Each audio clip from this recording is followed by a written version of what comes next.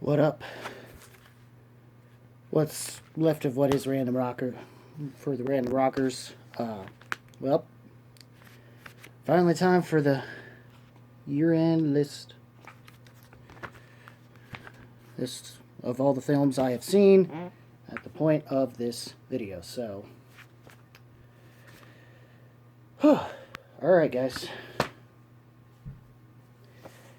I've only seen 12 films. And there's like probably 12 other films that I probably should be adding to this list of films to see that I wish I'd given a chance to go see. Most likely of them having been Peanut Butter Falcon. 1917 won't come out, doesn't technically get a wide release until sometime at this month. And I'm probably not going to be able to get a chance to see it until the time of this list, so it's a possibility with that one that I doubt I'll push it over to that, but more than likely I might just share with you in that review where I would have placed it if I put it in my 2019 list, since it came out then. Overall, we're going to start talking all films I've seen, and from worst to best, I guess, or at least of them that I have seen. Despite all this, personally I had fun with pretty much majority of these films. Some I understand if you would put them much lower than higher. But so basically, if you've seen my channel and know what movies I review, those are the ones you're going to have to deal with. And that's what we've got going. And and of the ones that I unfortunately had to put at number 12, I honestly would have put higher had I not missed about a good 10 to 15 minutes of the movie, which is why I had to put it lower. Because there's an asterisk to that. And that's Fast and Furious presents Hobbs and Shaw. All the things you had to, and I'm going to blame the fact that I had to get a physical copy of Skillet so I could have a review for that thing and bitch about that. Ain't that something? But anyways, aside from that, which I don't really think I'm going to, bother to get into it until I talk about another album in that one. But anyways, Fast and Furious presents Hobbs and Shaw. This was a good, for what it is, it's a good spinoff. Like I said, I put Iron List. It's fine. There's not much I don't think I could and I missed some of the postcards too, so. And there's not much else I could say that I did get a chance to see from it, so that's why it's there, even though I did miss a little bit of another film, but not enough to have it not count in the way that it is. But we'll get to that film in a minute or so. Number 11, Rambo Last Blood. I did actually, from what I remember, like the last Rambo film. This one I did wind up liking, but I don't feel like we did really need this film. And from what I've been hearing about one of the scenes they cut out here in the States, here in North America, I wish that we would have gotten that instead. Going into the next year. Going in for having watched it itself, because that would have actually added a little extra character development and probably would have helped allow what we got in the film leading up to the grand finale, as you will, make a lot more sense. Which that grand finale was a good payoff. I wouldn't say it's Rogue One and Star Wars story levels of payoff, but it's fine. But I'd say it's fine.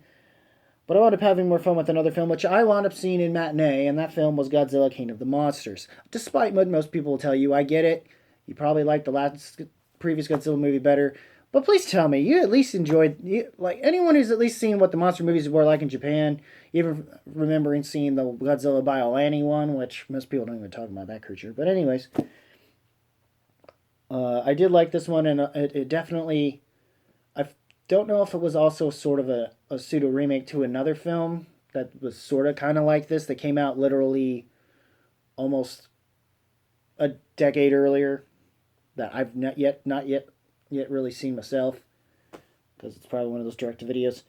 And that's kind of where a lot of this one comes in. It's just, though, not as fan servicey as that one. But this one was good, and I am looking forward to, despite what most people will tell you, I am looking forward to Godzilla vs. Kong.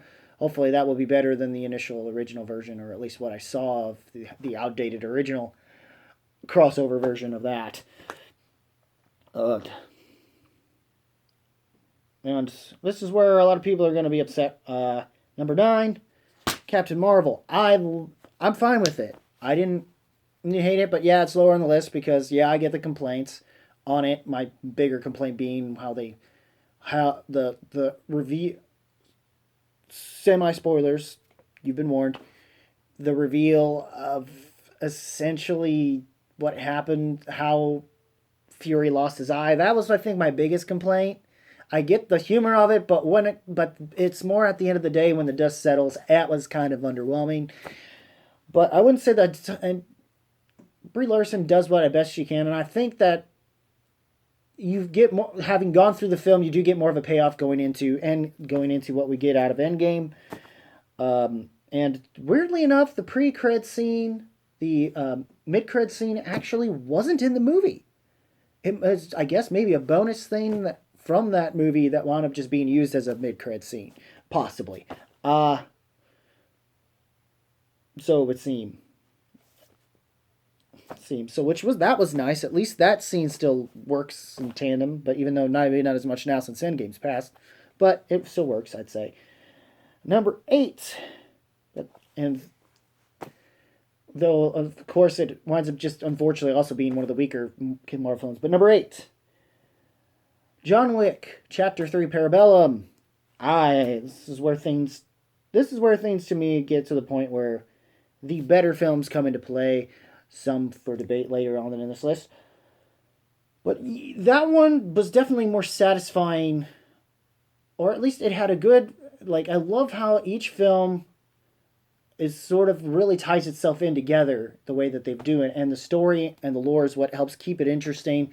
The fact that given the way things happen in Chapter 2, they could have followed Chapter 3 up in a way that would have made this film series a little more in the same way that happened with The Matrix with Revelations. But that's not what happened here, and I'm glad that's not the case. It was a good, despite certain things that happened, it worked, despite what some people will say in terms of how John Wick makes the decision he does. Honestly, it winds up making the most sense the way they chose to deliver that. It's just a shame with another character that involvement of that character does slightly hurt. All in all, from wherever that ends, I can't wait to see what John Wick Chapter 4 brings from that. And I think we're getting that. And I think it's going to be in 2 years though. But I think we're going to be getting that and the Matrix 4, which will hopefully be one that I guess kind of sort of slightly negates some of Revelations, at least maybe to a degree. I'm not sure. We'll hear more details when that comes out. But number 7, a conclusion that a lot of people weren't happy with, but I was happy and fine enough with, even though I will still admit of the films, Unbreakable is better. And yes, I'm talking about Glass. I was fine with what we got. And the performances were good. Just I don't feel like, compared to other movies that it seemed, with the exception of maybe the first Red, and certain moments in Red 2, I would say, at least of the films I've seen with his involvement, this is definitely one of the better performances he's had since he's been so-called phoning it in with Bruce Willis. But it is a shame they didn't get to give him more, and I feel like that's the only issue that this film seems to have the biggest flaw with, is because you're the most attached to this character because of how good Unbreakable is. I don't believe this film is bad enough, even could remotely close to bad, or even bad enough that it would put a bitter taste in your mouth of wanting to watch Unbreakable. I don't believe that for a second. And the hype wouldn't have went the way it did if not for how M. Night Shyamalan chose to close out this whole thing. And I think he wanted to close out the decade with this, even though he probably could have waited another year and made it a 20-year wait if he wanted. But I think he decided to that was a conclusion we never thought we'd ever see. Slightly underwhelmed, but so did a certain Tool album. But this worked out. Speaking of films that I had recently wound up comparing Tool's Fair Inoculum to, number 6, Star Wars: Rise of Skywalker. I liked this. My debate at this point is whether or not if I can say it is better than Last Jedi or not. And I don't fully. There are moments in it to where I don't. If not for Houston Productions 1 had done a film that actually allowed it to tie in the prequels and somewhat justify the prequels, or what happened in there, except, the only thing that I would say is wrong about Last Jedi is Canobite, without any question whatsoever.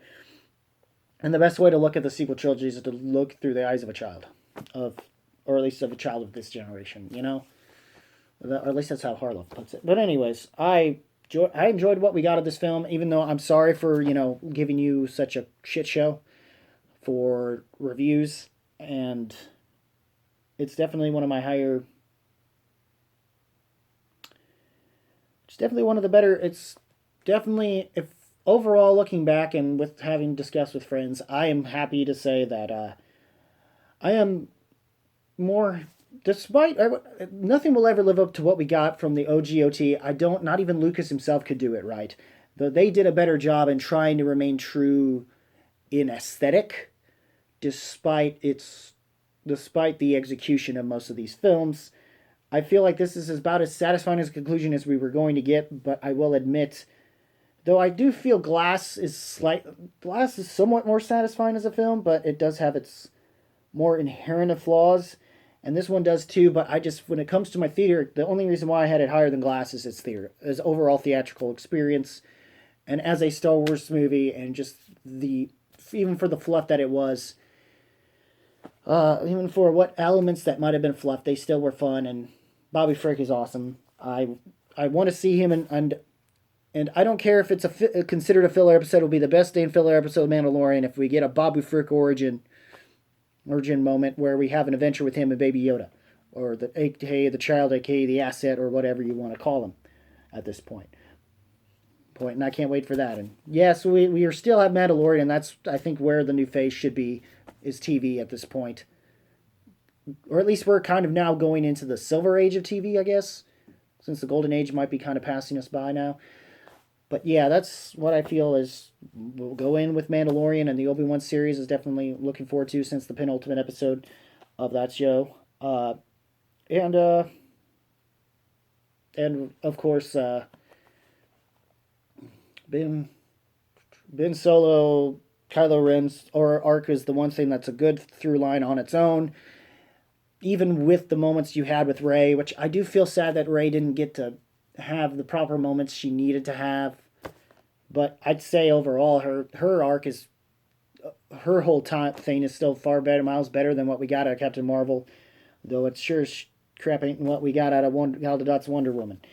I'll say that much. Number 5, a movie most people are probably forgetting about, but this is an example of another far more satisfying trilogy ending, or at least as satisfying as what it could get for what this is, aside from another DreamWorks series, Kung Fu Panda. Yes, I'm talking about How to Train Your Dragon: The Hidden World.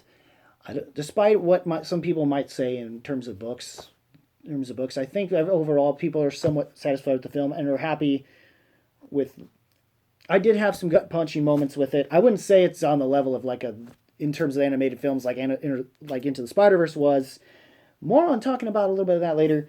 But yes, overall, don't sleep on this one. In fact, go ahead and just watch that entire trilogy. You will be utmost satisfied. And your kids will be, and so will you. Number 4, Shazam! Oh yeah, I forgot to put this Skywalker. Damn it, I knew I forgot to do something. That's fine. Well, okay. We'll deal with it later.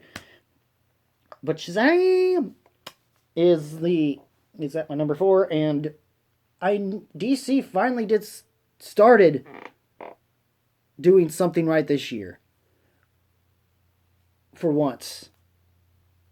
In general, not just so much the EU, just in general, and just focused on making one good film. And Zachary Levi should have been able to pull it off. Angel, whatever his name is, that kid was great. The other kid that played and the kid who played Billy, which is that kid who played Billy, and I think I'm trying to remember the other kid's name. I'm forgetting. That's why I'm not in the Schmodown.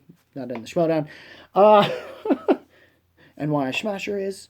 Go to the Ninja page, by the way. But anyways, I know a little bit of this character. I did have my issues in terms of, trying to keep up with lore because I'm not as familiar with Shazam outside of, his character, knowing that about the Shazam family itself. The power setups, how he got his powers, and then, of course, more specifically, the main villain of Black Adam, which all this film did was good enough to make me and the lore was surrounding it was awesome enough. I think there are certain things that the only thing that might have been a big flaw that might have been missing in this movie is lack thereof of the wisdom of Solomon. It's possible maybe he hasn't just activated it yet here, probably for plot device purposes, and they chose to do something around the end that was ballsy, and plus getting the chance to see Adam Brody as a certain particular character in there was nice. I thought that was awesome, and even more funnier callback given another certain DC-ish referencing thing involving a certain show that he was in, and probably one of my favorite episodes, the OC, Christmas with the Chrismica. And then with the whole Chrismica, watch that episode. That was you'll never see Wonder Woman the same way again, despite even Gal Gadot, despite Dot's performance. But anyways, and number 3, or at least you'll look at it the same, or else you'll wind up looking at Wonder Woman the same way actually. Then what you call it? But anyways, hold on a second. All right, number 3. Spider-Man Far From Home. Of course, I'm going to put this up a little higher anyway because like I said, Into the Spider-Verse is still my favorite of the Spider-Man films in general. Don't get me wrong, but live action wise, Homecoming has been pretty high up there right now. Far From Home is definitely going to be definitely most people's top 5, if not top 3, if not possibly number 2 or 1. I can't exactly say where it ranks yet for me on that, but I can tell you that I've been enjoying the Tom Holland films the most, even more so than what I did like about the first 2 Spider-Man films, especially some of the cameos that happened in this film. Hell, the cameo did slightly outshine the moment. In fact, there was so much happening in that mid-credits scene. This film, as both may not seem as much of a standalone Spider-Man film, but to have to follow up what Into the Spider-Verse did, to have to also follow up another film that's coming up in our list here as being basically the MCU epilogue of the entire Infinity Saga, it serves that purpose maybe more, while underneath it still being which is hidden underneath just being a fun Spider-Man title of a film. And Holland's performance is still great. Jake Gyllenhaal definitely brought it as Mysterio, and the way they handled that. And once again, though it is a shame that hopefully by the next film they can finally have him truly stand on his own and not have the lurking shadow of what is Tony Stark over him, and they need to at least do that for the final film. Or else it'll just never, or else this will never end, or else, and if they don't, it's probably going to become a disappointment, but hopefully not as much as like maybe Spider-Man 3 or what we wound up getting out of Amazing Spider-Man 2 for the most part. But as a Spidey fan, I was very satisfied, and even as an MCU fan, simultaneously, so much goodness. Though not nearly to the extent that number 2 gave us, which of course that film that followed up, that Spider-Man Far From Home had to follow up being Avengers Endgame.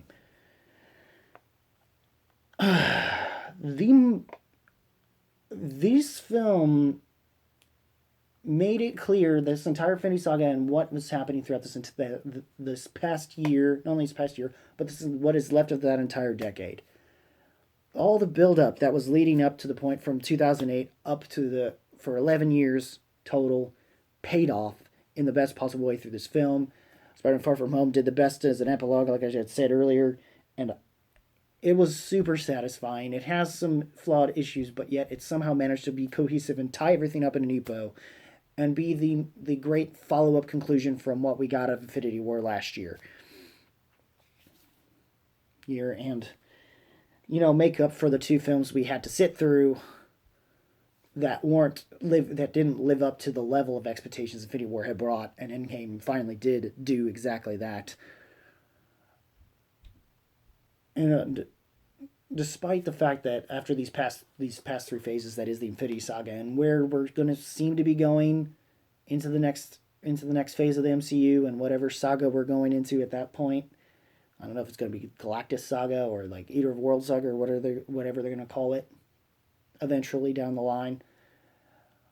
But this just shows how Kevin Feige knows what he was doing, and he had a good map point, and they were able to get to that point and finish it in all the right and best ways, and satisfying comic book fans and casual moviegoers alike, which I managed to be both.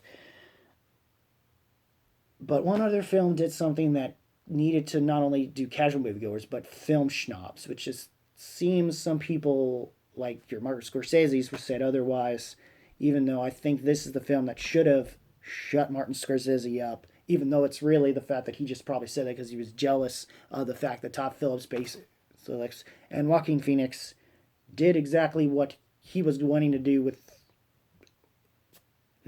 exactly word for word what he was going to probably do and was in talks with of making a standalone Joker film.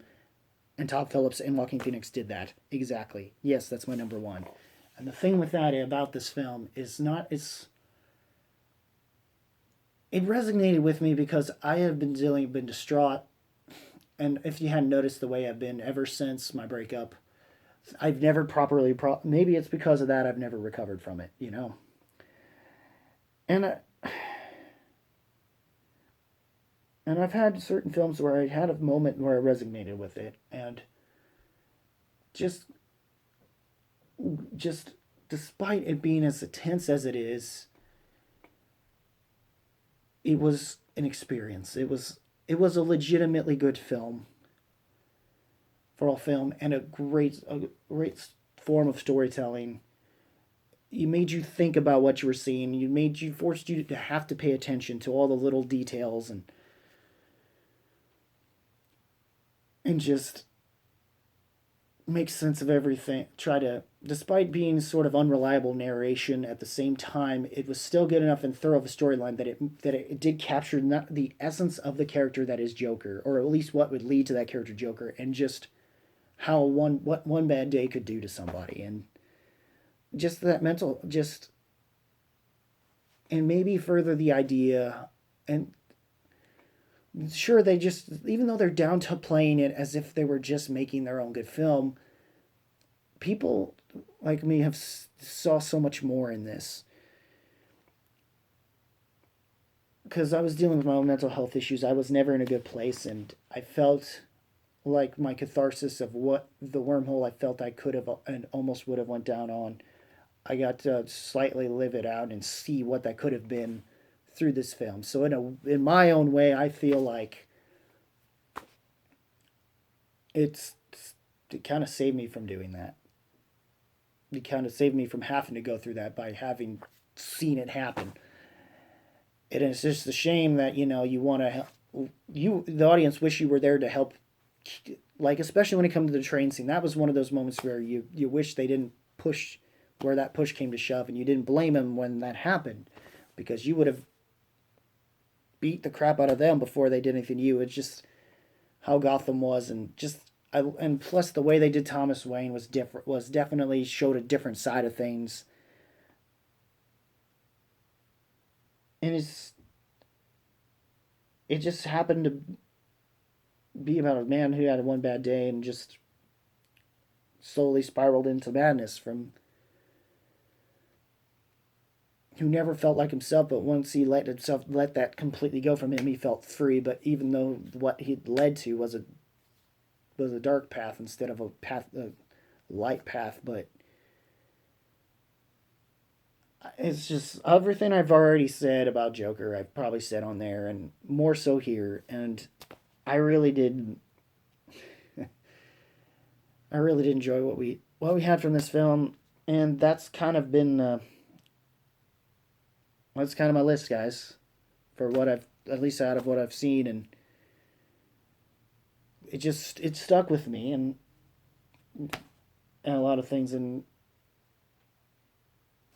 that's kind of my year. That's kind of been my year, and I'm hoping 2020 gets better, despite how we chose to start it out, even though I wish it could be, compared to what we did get out of films, and a lot of films I wish I could have seen. Hell, one that would have put Joker on its backside too. But anyways, that's my year-end film list, I guess you could say. And what was the best thing I've seen? What was from the worst to the best things I've seen? What did you guys think of my list? I know it ain't much anything. What is your list? Leave a comment below. Let me know, guys. As always, keep it random, keep it real, keep it rocking. One more list to go, and then changes start up.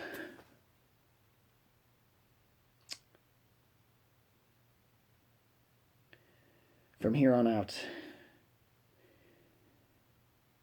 And yeah, music stuff. It might take longer than what I initially expected. Hopefully, it'll be by Monday.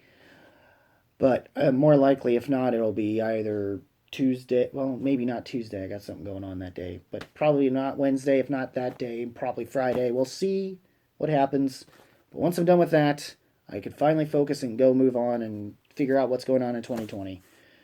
And especially given band stuff starting, I might start doing that vlog thing. I don't know. We'll see if it's worth tracking progress. But anyways, take care, y'all.